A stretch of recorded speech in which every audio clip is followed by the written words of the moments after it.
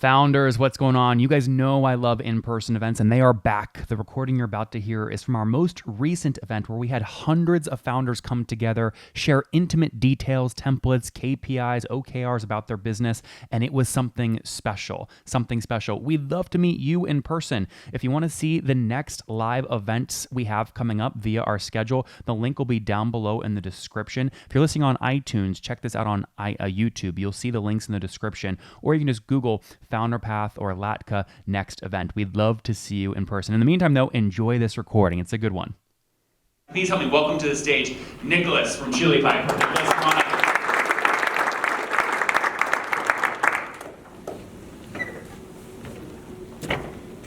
Good to go. How was that? That was good, right? Got all the good stuff? Awesome. All right. Love it, yeah. Actually, I'm the only one not with the presentation. I volunteered to be interviewed by Nathan. That's ballsy. That's Nathan good. Is the best interviewer I've ever come across. You know, whenever you ask, he digs deeper and finds the information. So I figured that would be the best way to do it. Let's not bury the lead. We're going to do your life story. But first, you just did a secondary. How much secondary did you do? And then we'll go back to life story. Okay, all right. We did a secondary with Tiger Global. We sold 33 million. So we raised 33 million, and we also sold 33 million. That's why I have new pants, because I was able to afford them. Those were expensive pants. Yeah, trust me. So just to be clear, the total round was 40 million and 7 was secondary? So the total was 66, 33 in, 33 out. I see, got it, okay. Yeah, that we did last. So actually, and then we did another secondary in November, and I told you it was 6, it ended up being 25. Do you want to get right into that? No, now everyone's curious. Go back to your life story. I'm going to get back to the pre-Chili Piper. It's fascinating. Let's go pre-Chili Piper. All right. Now. So as you guys can hear, I'm French. I came to the US a while back, mid-90s, to go to Stanford. My plan was to move to Asia because for some reason I wanted to be in Hong Kong, and I met Steve Jobs. My classmate Steve Jefferson invited Steve Jobs to talk to the business school students, and Steve Jobs sat on the floor at the time he was at the lowest. He complained about the press and he said, it doesn't matter, I'm going to go back and change the world. And I think, I want to fucking do that. I want to be a tech entrepreneur. So I did my first company, ironically, with John Sculley, the very guy who fired Steve Jobs. It's funny because Goddard was talking about John Sculley as an investor. Indeed, he was not as tech-savvy as he could have been. But that first company I did was successful. It was Photoshop for Dummies. To be clear, that was a software. Photoshop. It was a software, yeah. It was at the time. It's hard to imagine for most of you, but at the time, software was on CDs, and you would ship it. You couldn't download it. It was too. So anyway, I did that, and we did 6 million our first year, 11 million second year, and then we got an offer for 50 million, and John Sculley. 1.5 or 5.0? 5.0, 5.0, yeah, 50. I was a minority shareholder, and John said, we can do much better. And I'm thinking, I'm out of here. So I sold my shares. I did my first million. I was in my early 30s. And I doubled down on a second company doing online universal shopping cart. And Goddard was asking who has done SaaS. And I wonder if that would be called SaaS today. It was an online, I guess it was SaaS. 11 months into it, I have an offer for $60 million. 1.6 or 6.0? No, 6.0, I'm sorry. I get corrections for the French accent. 6.0, and I have 72% of the company. So I'm about to clear 42 million, and the deal collapsed, and the .bomb happened, and I actually shut down the company. Actually, I did a deal with Microsoft, but I laid off 65 people. And you sold all your pants. And I thought someday I'll get some pants. So that's the story, and then I did a whole bunch of other things. And when we what year was it? Is this 2000? Yeah. Okay. Then I did a biometrics company that I sold successfully. Then I have a little secret, because I know Nathan likes secrets. So I sold my biometrics company in 2005 for a few million, so it was comfortable, but not full retirement money, at least the kind of retirement I'm considering. Thanks for being honest about that. That's great. That's right. So I played around, and actually in 2007 I started a company to do exactly what G2 does, and I failed. And I was my interest was piqued when Goddard said, at the beginning we had no reviews, nobody come, because exactly what happened to me, except that I pushed 2 years into it, and after 2 years, 2008, 2009 crisis happened. Actually, I had also my daughter got hit by a car. She was 3 years old, so I had to give up, and I never made it work. And I'm thinking, I don't get it because it's such a good idea. And so now I see G2 working on billions. It's amazing. Anyway, so it's an interesting story that sometimes you try and timing doesn't work or the angle doesn't work. I had this purist idea that I shouldn't pay for reviews. You heard him say he gives $5 cards to people to write reviews. I thought that's not right. People should just. I'm a bit of an idealist. Raise your hand if you've ever paid for a review. Be honest. Yeah. So it's part of the game. Yeah. Anyway, so then I did a whole bunch of other things, and I got remarried. My wife Alina is Romanian, and ironically, she's a tech person. She went to Politehnica Romania, and she was doing really well as a product development person. She did the first iPad app that Steve Jobs demoed when he launched the iPad. She was working for Reuters at the time. Then she was hired at Bloomberg. Then she was VP product at Pearson. And I kept telling her, when you have this kind of talent, you don't work for people. You make money to yourself. And I kept trying to convince her. And finally, in late 2015, she agreed, and we started a company, and that's Chili Piper. And how much equity what was the split? Sensitive question. It's a good question. I'd say he's the best interviewer. You're still married, so she has 51%, I guess. No, she has slightly less than me. I thought it was fair that. So I'm going to tell the full story of the company because it didn't quite happen that way. Since we have time. I tried to convince her in 2013 to do a company, and she didn't want to. So I did it on my own, and I started a company to go after a problem I had. I was helping a friend running a sales team, and my reps refused to update Salesforce. And I said, look, you're not going to get your commission if you don't update Salesforce. I said, look, we have other things to do. How many people have said that? I'm sure. You're not getting your commission if you don't update the damn Salesforce field. Yeah, right, exactly. So I thought, I'm going to do a smart system that goes into the sales reps' email, contact, calendar, find the information, put it in Salesforce, and everybody's happy, right? They don't have to do anything, and my system does it. So I start that company. I start building the system.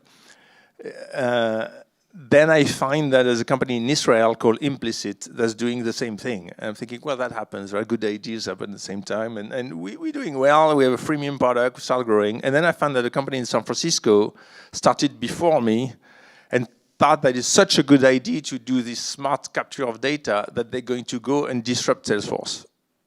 And I thought, what a stupid idea. That's what my thinking is. That's not what Kleiner Perkins thought, because they gave them 10 million, and shortly after Axel gave them 40 million. That company is called RelateIQ, that most of you have heard of. Then some VP at Salesforce decided to buy Implicit, my competitor, and I'm thinking, fuck, they bought my competitor, how am I going to do? And as I'm kind of recovering from that information, I hear that Mark Benioff bought RelateIQ for $400 million and incorporate RelateIQ in the company. So at the time I had raised angel money, 1.7 million to do that company. And all my angels called me and said, you fucked. Let's put it in French. They've put 430 million to acquire your capabilities. You think you're going to win. And so that's when I called Alina to the rescue. That's what really happened. I said, Alina, come help me. I'm fucked. All right, so now we're going to talk about, and I didn't mean... Is that first round on? This is earlier. This is your funding graph. This was before 2018, right? Was this Chili Piper? No. So this company, it was a shitty name. It was called Floating Apps because we're floating in the cloud. That's also... Another reason why my wife should have joined me, because she had better ideas. So she came in and said, we're going to be called Chili Piper. And everybody said, why Chili Piper? And mostly because it's cool. The way we came up with it, we were looking something around pipeline. And we thought there was a super cool ad for the champagne piper that say, he who pays the piper calls the tune, which is a saying in British, like he who pays the piper calls the tune. So we said, let's call the company Piper, and that was, of course, not available. So we found a play on the word chili pepper, Chili Piper. I'm sure you get it. And we launched. We don't get it. Can you explain? To these days, people call us Chili Peppers or Red Hot Chili Peppers. So we started, and when we started, we say, okay, what do we do? What product do we do? And And it was very hard to go back to raise money when I had just been rolled over by a bus, right? And so I told Alina, we're just going to pick a small problem and make money. That's what we're going to do. And so we were talking to some of these people who had used our smart product, and it would, as I mentioned, would go into emails, contacts, and calendar. And one of these customers who was using it for calendar say, I have this problem that when my SDRs book a meeting for an AE, it takes them 7 minutes because they have to go and look in the spreadsheet who's next in the round robin, then find the calendar, create the invite, send the invite. By the time they send the invite, the prospect is gone and they cheat, they don't do the right guy. Can you automate that process? And true story, my wife Alina said, I didn't quit my job to do this shitty little product, right? And I said, you did, because we need to make money and we have a product that people want to buy. So Were you guys already, you were already married at this point? Hey, we're married, yeah. A little more leverage. Well, yeah, we waited. So I went back to the company. The company is called 5 Star, that woman who asked us to do that. Say, would you prepay for it? And she said, yes, I would prepay. And it was ridiculous. I'm sure she would have paid much more, but we were so desperate. We did the deal for $20K. So they give us $20K to automate the little, and it was like 3 years worth of software. Anyway, we have $20K, we get started. And actually, just to be clear, the way you, because a lot of people are trying to do that if they're moving into SaaS, was it a POC? Did you call them a design partner to help you build the product together? Because there was no software they could test. Yes, exactly right. That's exactly right. So it's a good question because you have to structure it. You have to be smart, right? You can't do a service. The fee has to be a prepayment against software, because otherwise they own the IP, right? If you do a service business, you do develop for them and they own the IP. So it's very important if you ever do something like that where you ask up front somebody who needs something and build it for them, that you don't structure it as a service business, because you structure it either as a fee. Sometimes later we did acceleration fee, so product roadmap acceleration fee. So people give you money, it's your money, and they own nothing. I've never heard that before. Product revenue acceleration fee. Product roadmap acceleration fee. I am not a trash guy. I am a waste management consultant. Sorry, I shouldn't have done that. No, but He's like, what the fuck are you talking I bet about? that was Product revenue acceleration fee. Forrester. Forrester is a customer. They wanted us to do something, and I said, we'll pay you, right? And said, well, we can't do something custom because then it belongs to them. So I said, okay, you pay me a product roadmap acceleration fee. We're gonna see some pricing pages all over the world tomorrow. That's genius. That's a round of applause there. That's genius. That's smart. Thank you. Just to be clear, though, what I'm more interested in is you're selling software that doesn't exist yet. So as a sales guy, how did you convince them to do that? How did you sell them that you could actually build it? Was it a PowerPoint? Was it a one-pager? Did you bluff it in a Figma design to make it look like it was already live? How did you do it? All the above, yeah. Okay.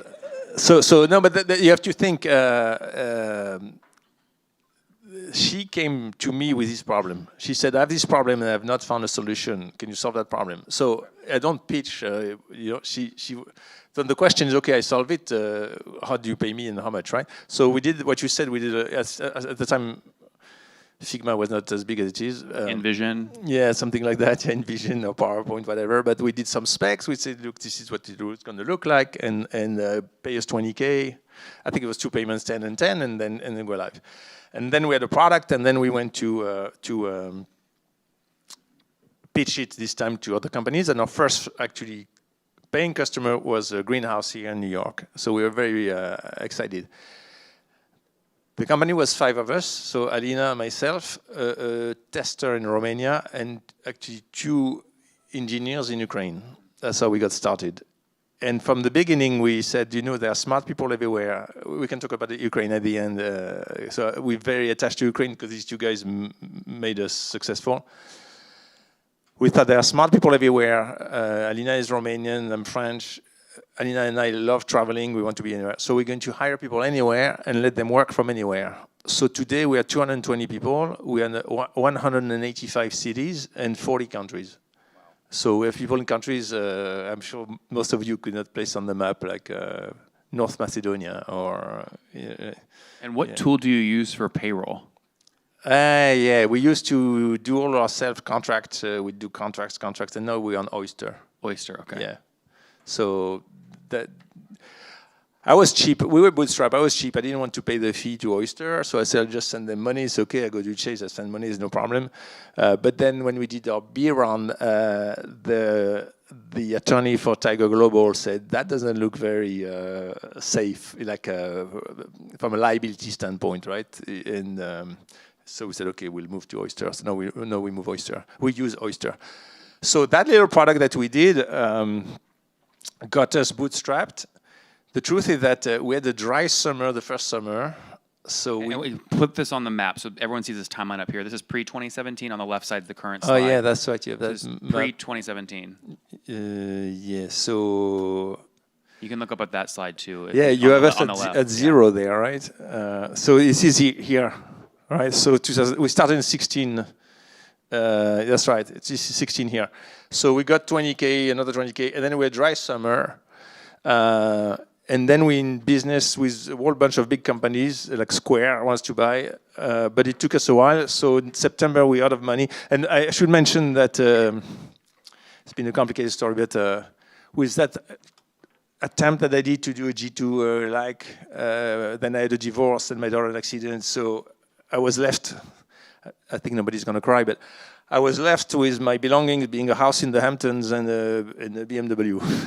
So we liquidated that in 2016. We sold the house, we sold the BMW, we put all the money in the company.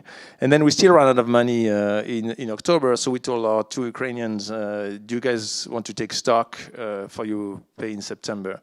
And they both, one guy said, you guys are so crazy, it may even succeed. So he took the stock. What are you talking, like 1-2% sort of deal? It's couple points. It got 100,000 shares, and we just did a secondary at $16 a share. So they got 100,000 shares, and so well, at the penny level, or what was it, $1 exercise price? What was the price? No, it was shares. We gave them shares in Ukraine. Got it. 100,000 shares each. And as I said, the secondary USD is $16 a share. So each of them, that pair for the month was 1.6 million each. Yeah, right. I'm sure they didn't sell all of it though. They didn't sell everything, did they? They didn't sell everything. They sold a chunk of it. Yeah. So they made millionaire in one payroll. Yeah, we were very happy about that with Alina. At the time, it didn't look that way, but it did happen. So that's 2016, and then we start getting some good business, and then we start looking, okay, now how do we build a real company? Because now we are cash positive, we can hire more people, but we don't have a real business. When you talk to VCs, they say, what's that ridiculous product? They think the same as Alina. Ridiculous product that you do is a hobby. So we're looking for other opportunities to do something, and we found these people called inbound SDRs. So say, what is your job as an inbound SDR? So you've seen on the website when people come to request a demo, they submit a form, they get a thank you page, and say, thank you, somebody is going to call you. Well, it's my job, and I'm an inbound SDR, I call them to book the meeting. And I said, that's great, how is that going for you? And I say, it's going great, I'm converting at 40%. And I thought, you mean to say that 100 people asked for a demo and 60 of them didn't get it? And the reason why they thought it was great is because the outbound guys convert at 1%, right? They go for people, but of course people never ask for a demo. Yeah, it was nuts. But I have the CRO of ZoomInfo tell me I'm not touching it. I'm converting at 40%. So that seems crazy. So now we thought we're going to fix that problem. So we built a solution, a JavaScript that you put in your page. When people submit a form, it automatically qualifies them. We do real-time data augmentation, data from the form, data from CRM. We qualify, we route, we retrieve the reps, and we book the meeting in real time. And so just to fast, that's the core product. That's the core product. Because the key thing I want to get into is how you went from single product, great mousetrap, to multi-product strategy. That's right, exactly. So revenue was not flat, but right, you were sort of stuck between $1 million and $3 million up to 2019. Something happened in 2019. Is that when you started thinking multi-product? No, but so that's a fascinating thing that if you look at this curve, that's fascinating. So 2017, we come up with this idea and we build this product. Summer 17, the company segment, does an A/B test to see if it works. They double the inbound conversion rate. So they go, they didn't disclose the number, but they doubled it, and they bought it immediately. And then Facebook comes to us and say, we want to do that for SMB teams. They buy our software. We do a contract with Facebook. By the way, we have a no discount policy. So I do about 5 rounds of negotiation with, not negotiation, with the procurement Facebook. They say, but you know we're Facebook. I say, well, we're Chili Piper. And 5 rounds, and they say, well, we don't do that. And the other thing, not only do you no discount, but we say you pay up front. So Facebook say, we pay 60 days. And I said, so you have all the money in the world, we have no money, why would I fund you, right? You don't do 60 days, if you think you pay us 60 days in advance. Anyway, in the end, they said okay, and we did $250,000 with Facebook. So over time. So now we're thinking we're golden. We have this strong product, it doubles inbound conversion rates, and Facebook is a customer, Segment has proved it, and nothing happened. Amazing. Our previous product, what we call handoff thing, continues growing, but that new product, nothing happens. And no, I take the blame for maybe doing a poor job marketing, but for the longest time, salespeople were resistant. They had the SDR team. They would stay with it. They would not want to make the change. So what you see on our curve there, in 17, we had this product already, but it was not happening. So all the money was being made for our legacy product, and was pushing our sales guys, say, guys, you have to push the new product, it's much more powerful, it's much bigger than that. And then finally, eventually the market reaches a critical mass that people know and discuss, and as you can see in the curve, then 2019, we started doubling, and we went to 7 million. What was valuation that year, 2020? So the valuation in 2020. So we did our A round in 2020. If you go back, 18 million A round 2020. 18 million valuation. No. 18 million round, right? Is that what you did in 2020? Yeah, that's right. 18 million round. Yeah. Oh my God, you made me think my data might be wrong. I almost shit No, myself. let's go back to the data. Yeah, it's go back just to small for you. If the you look, revenues. that's bigger over there too. No, but the revenues. Go back to the revenues. You want revenue? Okay. Yeah, the curve was easier. So in 2020. So what happened, it's a funny story. In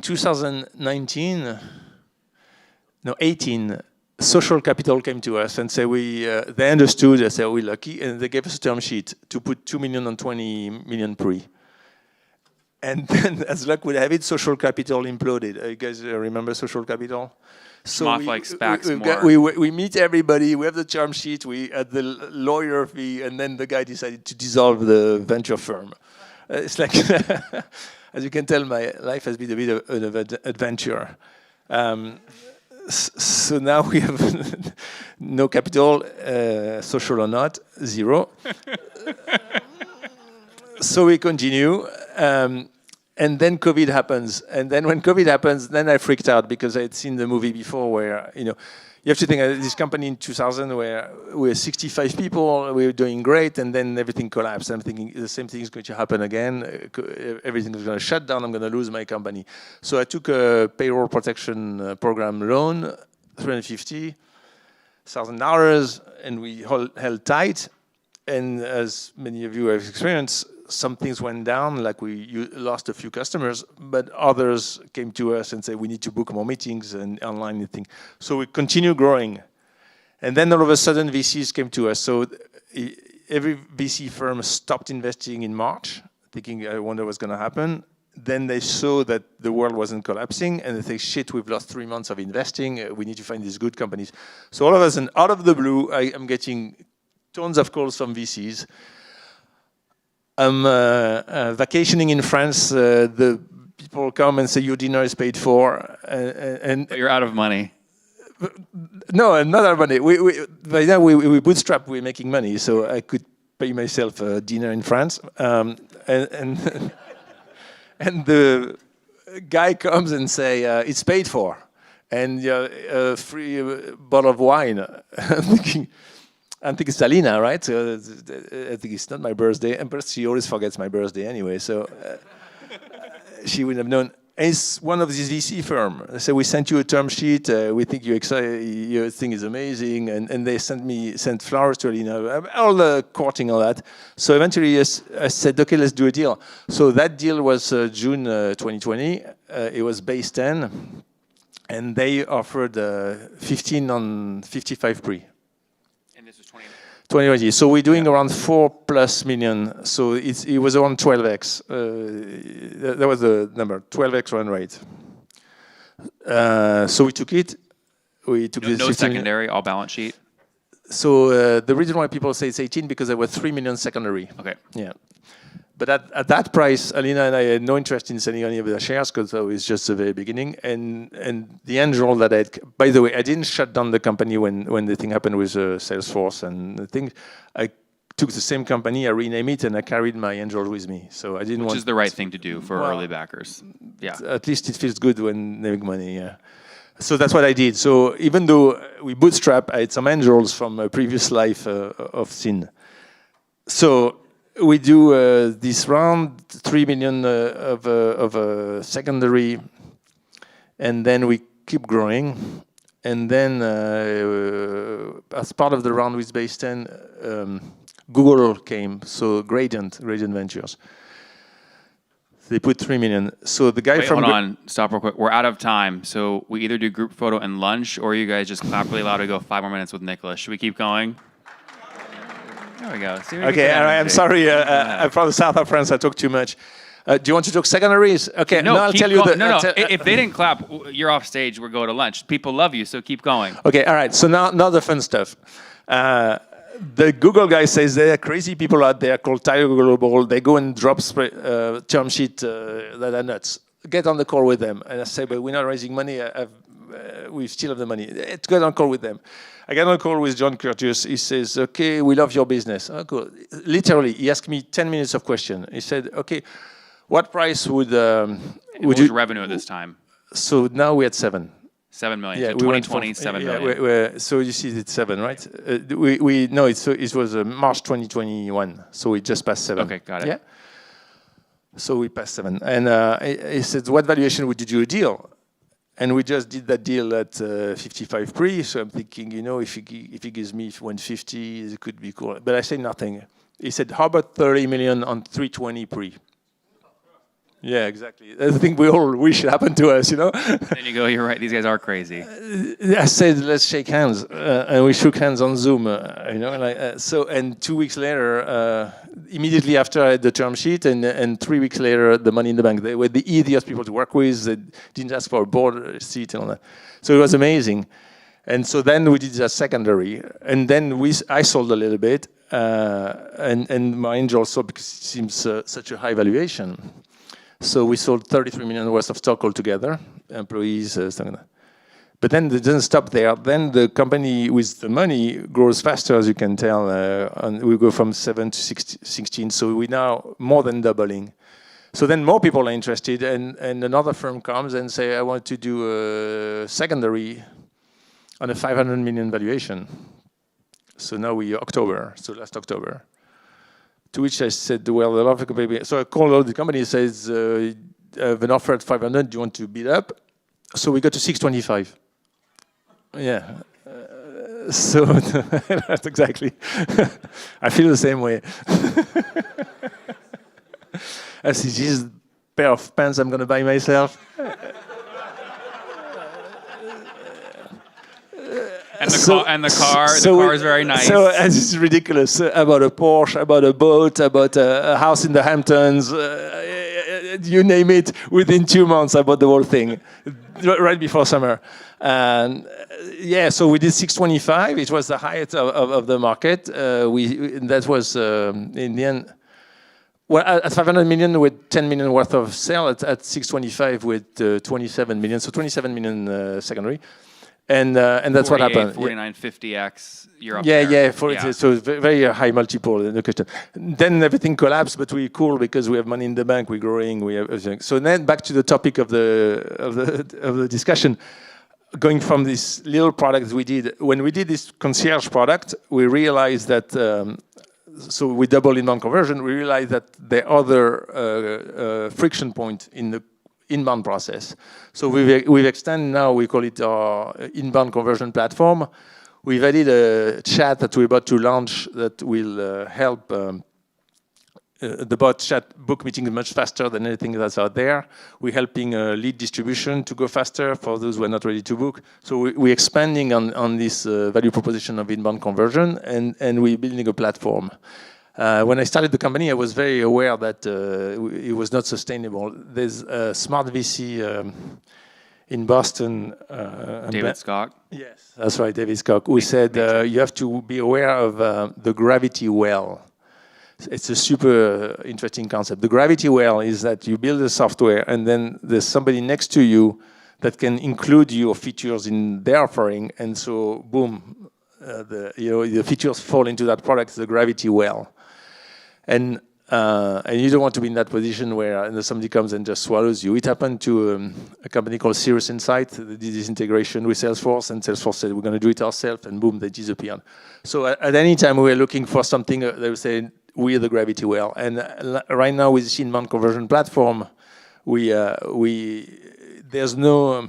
Salesforce could do it, but they would have to offer something competing with us for people to choose the Salesforce solution. Just like when Salesforce bought Pardot, it didn't kill Marketo and HubSpot because it's a different gravity well. So now I think we're in a good position to be our own gravity well.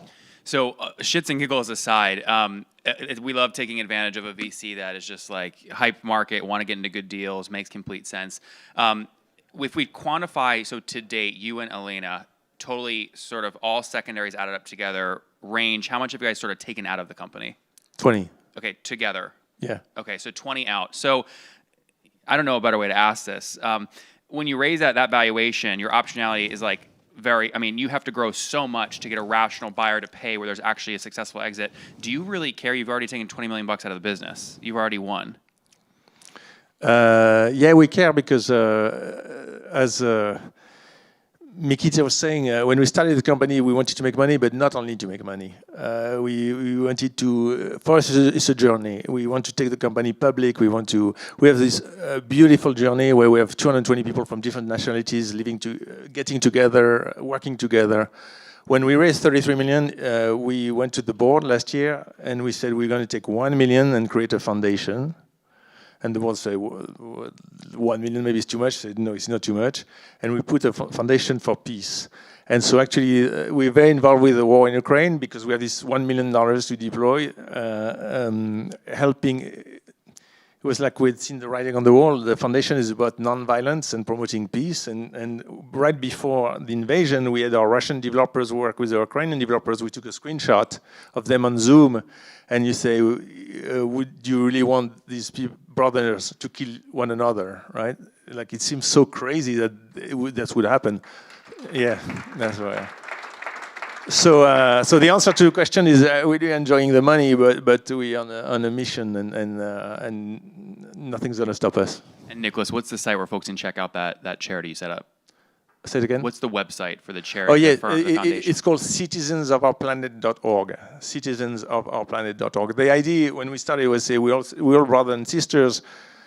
So I'm a bit extreme on that. Right? I'm French. I pay taxes in the US, and I feel okay. I pay tax in the US so that maybe we have social security for some people in federal tax. So say in Michigan. And I don't care more about the guy in Michigan than the guy in Belarus. I care the same. So my view is that at some stage we should have global taxes. We should have nation for soccer tournament. That's cool, but not for anything else, not for fight and all that. So that's the direction I want to take. That we all brothers and sisters, and we all help whatever country and whatever location. It's Nicholas with Chili Piper. Give it up. Thank you.